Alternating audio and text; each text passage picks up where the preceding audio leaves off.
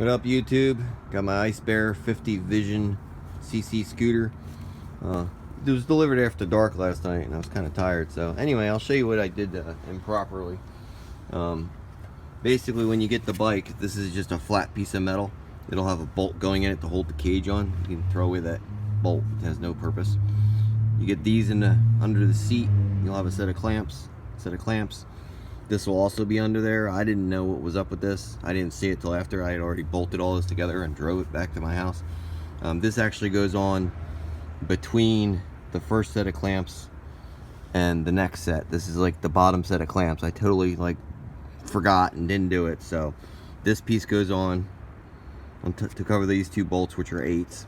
This goes on next, and then you put your bolts in to hold the steering column on. I couldn't figure out what was up with that. But anyway, that's a short video on that. I got a whole 10K on this thing. It's a 5-mile ride from one house to the other. Some minor adjustments that need to happen.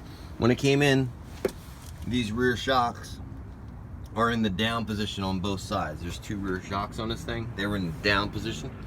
The left side one, well, the right side one by the exhaust was down, had pulled the vacuum line off the petcock, so it wouldn't start. I couldn't figure out why. Then I remember reading online about the vacuum operated valve down there, and I was like, oh, let me hook that up.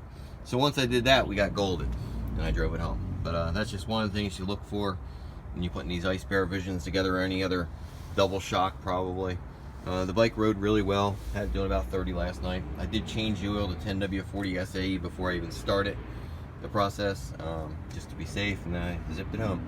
The idle seems fine. I do have a digital tack for it, so we're gonna go from there. But just so I give you a little shout about how the steering column comes.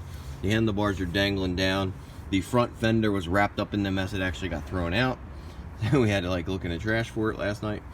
By the time I got home, it was like 10:30. But anyway, that's how that goes. So there you go.